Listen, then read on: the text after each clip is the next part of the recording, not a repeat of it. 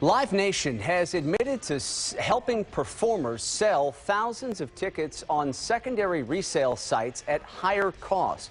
This is according to a report by Billboard. The report came about after Billboard obtained a secretly recorded phone call that took place last year between Live Nation and Metallica. The report says during that call, the president of Live Nation asked Metallica's ticketing consultant to help him sell 88,000 tickets to the band's upcoming tour on resale sites like Stub Hub, the added profits benefiting both Live Nation and Metallica. For more on this, we're joined live by Ryan Eldridge from Nerds on Call. Ryan, this is going to frustrate a lot of music fans who never got that chance to buy concert tickets at face value for an event they were looking forward to. Help everyone understand what was going on here. What was the purpose of this arrangement? Well, it really started back in 2016. Metallica had a concert in Minnesota, and they noticed that about 10,000 tickets for the concert were sold on the secondary market, and the band wasn't compensated for the amount over ticket price that it was sold for. So they came up with this brilliant idea. According to Live Nation, Metallica came up with this brilliant idea of selling tickets on a secondary market. So they went to Live Nation and asked them to set aside 88,000 tickets, about 4,600 tickets per concert, and sell those on the secondary market for them, and then they would split the profits. And really, Live Nation is really just throwing Metallica under the bus, saying, oh, it's just them, maybe a dozen others. But we don't do it anymore, I think, is what Live Nation is saying. They're saying, you know, there was a handful of bands that were doing this for a while, but really you don't have to worry about this happening from this point forward. Is there anything illegal about this whole arrangement? The interesting thing is, no, it's actually not illegal because there's no real regulation on ticket sales, so they can sell it wherever they want. But the Federal Trade Commission, there's a Federal Trade Commission Act that prohibits unfair or deceptive acts affecting commerce. And that's where this would fall, because in the phone call, they're certainly talking about keeping it quiet. They don't want a lot of people to know about it. They're setting up fake email accounts in order to transfer tickets into it in order to sell them anonymously. They even mentioned we can't let TicketMaster be involved in this at all, which is one of the companies Live Nation owns.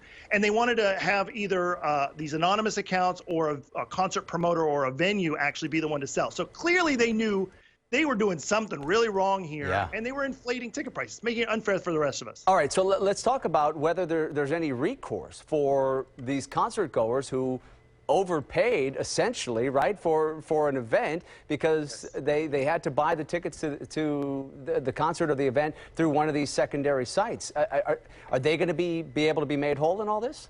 I really hope so, because here's the interesting thing. So Live Nation all day today has been saying, oh, no, we don't do that anymore, blah, blah, blah, yeah.